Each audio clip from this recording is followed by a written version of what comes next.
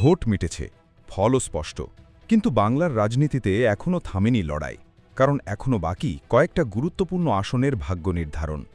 আর সেই তালিকায় সবচেয়ে বেশি চর্চায় এখন দক্ষিণ ২৪ পরগনার এই কেন্দ্র, যেখানে একদিকে ২০৮ ছোঁয়ার লড়াই, অন্যদিকে সম্মান বাঁচানোর চেষ্টা, অপরদিকে ভবিষ্যতের নতুন রাজনৈতিক বার্তা দেওয়ার চেষ্টা। এই কেন্দ্রকে ঘিরে এখন উত্তেজনা তুঙ্গে। নির্বাচন শেষ হওয়ার পরেও এখানে থামেনি বিতর্ক, বরং সময় যত গড়িয়েছে ততই বেড়েছে অভিযোগের পাহাড়। ইভিএমে কারচুপির অভিযোগ থেকে শুরু করে পুনর্নির্বাচনের দাবি, সব মিলিয়ে টানটান উত্তেজনার আবহ তৈরি হয় গোটা কেন্দ্রে। শেষ পর্যন্ত বিশেষ পর্যবেক্ষকের রিপোর্টের ভিত্তিতে গোটা ফলতা বিধানসভা কেন্দ্রের ভোট বাতিল করে নতুন করে ভোট গ্রহণের সিদ্ধান্ত নেয় নির্বাচন কমিশন। আর তারপর থেকেই ফলতাকে ঘিরে নতুন করে শুরু হয়েছে রাজনৈতিক অঙ্ক কষা।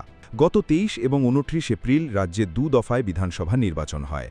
দ্বিতীয় দফা ভোটের শুরু থেকেই উত্তপ্ত ছিল দক্ষিণ ২৪ পরগনার ফলতা। পুলিশ পর্যবেক্ষক বনাম তৃণমূল প্রার্থীর ঠান্ডা যুদ্ধ দেখা যায় সেখানে। ভোটের দিনেও দিনভর খবরের শিরোনামে ছিল ফলতা।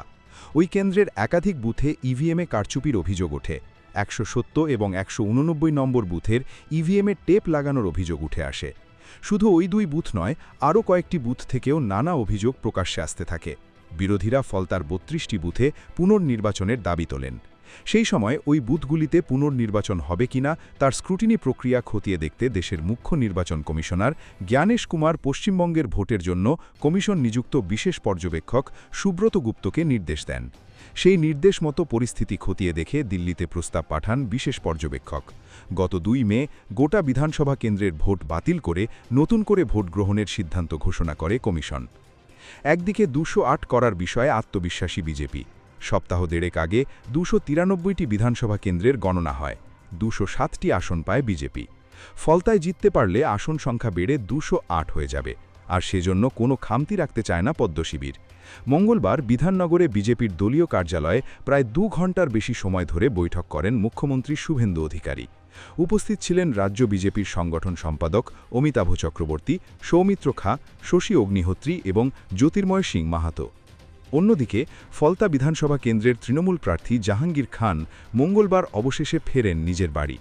বিধানসভা নির্বাচনে তৃণমূল কংগ্রেসের ভরাডুবির পর থেকে প্রায় ১ সপ্তাহ ধরে খোঁজ পাওয়া যায় না ফলতার তৃণমূল প্রার্থী জাহাঙ্গীর খানের। তারই মধ্যে তার কার্যালয় চলে ভাঙচুর, কিন্তু তৃণমূল প্রার্থী নিখোঁজই ছিলেন। শেষ পর্যন্ত অজয় পাল শর্মার বাহিনীর সহায়তায় ফলতায় ফিরে আসেন জাহাঙ্গীর। আগামী ২১শে মে ফলতা বিধানসভা কেন্দ্রে পুনর্নির্বাচন হতে চলেছে।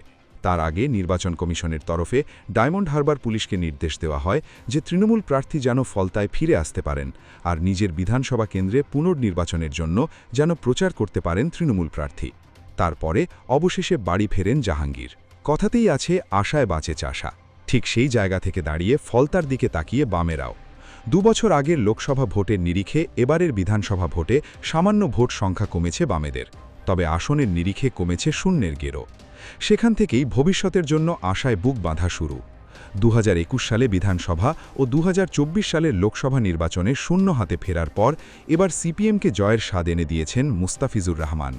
অন্যদিকে ভাঙড়ে তৃণমূল কংগ্রেসের শওকত মোল্লাকে হারিয়ে দ্বিতীয়বারের জন্য বিজয়ী আইএসএফের নওশাদ সিদ্দিকী। গত লোকসভা নির্বাচনের তুলনায় প্রায় ১% ভোট কমেছে সিপিএমের। এবারে তাদের ঝুলিতে গেছে ২৮,৩৯,০৬৭ ভোট, যা ৪.৪৫%। ডোমকলের পাশেই জলঙ্গি কেন্দ্রে দ্বিতীয় স্থানে ছিল সিপিএম। ৪টি আসনে আইএসএফ রয়েছে দ্বিতীয় স্থানে। তৃতীয় স্থানে রয়েছে ২২টি আসনে। এবারে জোটের পথে না হেঁটে একা লড়ে ২টি আসনে জয়ী কংগ্রেস। সিপিএমের থেকে কংগ্রেস বেশি আসন পেলেও তাদের বাক্সে পড়েছে ১৮,৯০,৮৫৫ ভোট। বাংলায় এখনও পর্যন্ত যে আসনগুলির দিকে তাকিয়ে রাজনৈতিক দলগুলি, তা হল মুখ্যমন্ত্রী শুভেন্দু অধিকারীর ছেড়ে দেওয়া নন্দীগ্রাম ও হুমায়ুন কবিরের ছেড়ে দেওয়া রেজিনগর। আসন দুটিতে উপনির্বাচন হবে। এছাড়াও বসিরহাট লোকসভা কেন্দ্রেও রয়েছে উপনির্বাচনের সম্ভাবনা। এমন পরিস্থিতিতে নন্দীগ্রামটা নিজেদের হাতে রাখতে চায় বাম। বসিরহাট আইএসএফকে ছেড়ে ও রেজিনগরে কংগ্রেসকে প্রস্তাব দেওয়ার কথা চলছে। সমঝোতা নিয়ে সিপিএমের রাজ্য কমিটির বৈঠক ডাকা হয়েছে ১৬ এবং ১৭ মে। এই ৩ আসন নিয়ে বাংলায় ফের নয়া সমীকরণ শুরু হয়েছে। তাই ফলতার লড়াই এখন আর শুধু একটা বিধানসভা কেন্দ্রের মধ্যে আটকে নেই। এই লড়াইয়ে জড়িয়ে রয়েছে বাংলার আগামী দিনের রাজনৈতিক সমীকরণও। বিজেপির কাছে এটা ২০৮-এর মনস্তাত্ত্বিক লড়াই। তৃণমূলের কাছে হারানো জমি ফিরে পাওয়ার শেষ চেষ্টা। আবার বাম কংগ্রেস আইএসএফের কাছে নিজেদের নতুন করে প্রাসঙ্গিক প্রমাণ করার মঞ্চ। আর সেই কারণেই ফলতার দিকে তাকিয়ে এখন গোটা রাজ্যের রাজনৈতিক মহল। শুধু ফলতাই নয়, নন্দীগ্রাম, রেজিনগর থেকে সম্ভাব্য বসিরহাট উপনির্বাচন, সব মিলিয়ে বাংলার রাজনীতিতে ফের শুরু হয়েছে নতুন অঙ্ক কষা। ব্যুরো রিপোর্ট, আর+ নিউজ।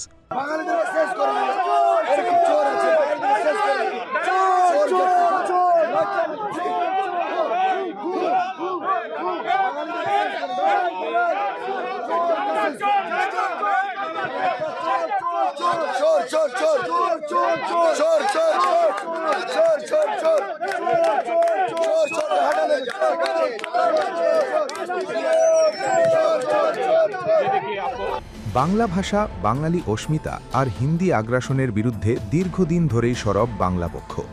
রাজ্যের শিক্ষা ব্যবস্থা থেকে প্রশাসনিক কাজ, সর্বত্র বাংলা ভাষার ব্যবহার বাধ্যতামূলক করার দাবিতে একাধিকবার আন্দোলনেও নেমেছে এই সংগঠন। আর সেই সংগঠনের প্রতিষ্ঠাতা গর্গ চট্টোপাধ্যায় এবার খবরের শিরোনামে একেবারে অন্য কারণে। নির্বাচনের আবহে ইভিএম নিয়ে বিভ্রান্তিকর তথ্য ছড়ানোর অভিযোগে গ্রেফতার করা হয় তাকে।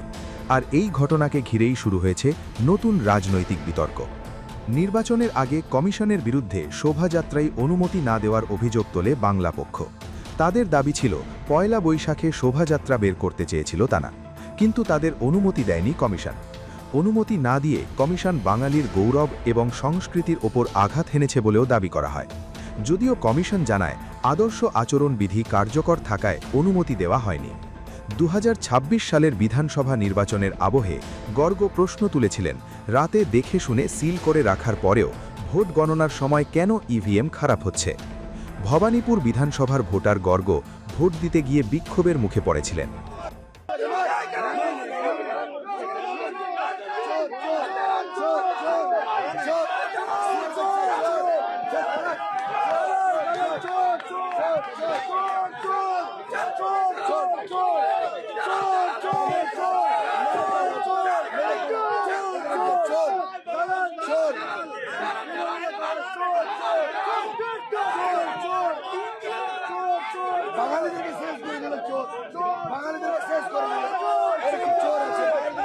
অন্যদিকে ভোট দিয়ে বার হওয়ার আগে ভালো করে ভিভিপ্যাট দেখে নিতেও পরামর্শ দিয়েছিলেন বাংলা পক্ষের প্রতিষ্ঠাতা।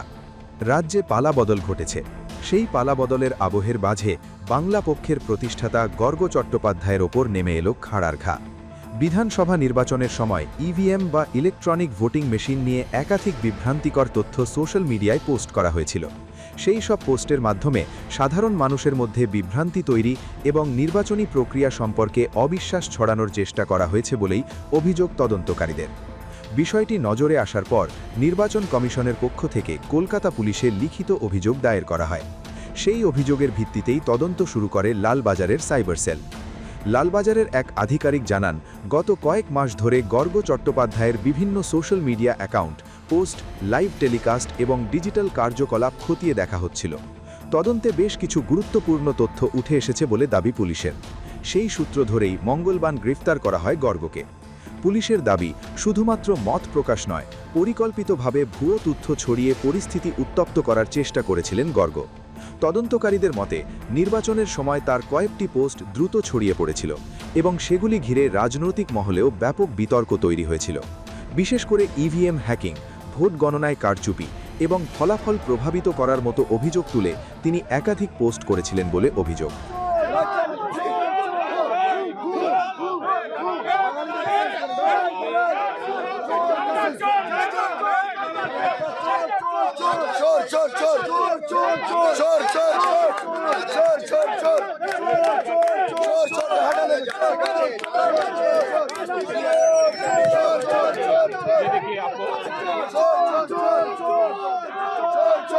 पुलिस हटा रही है, आप टीएमसी के भी जो कार्यकर्ता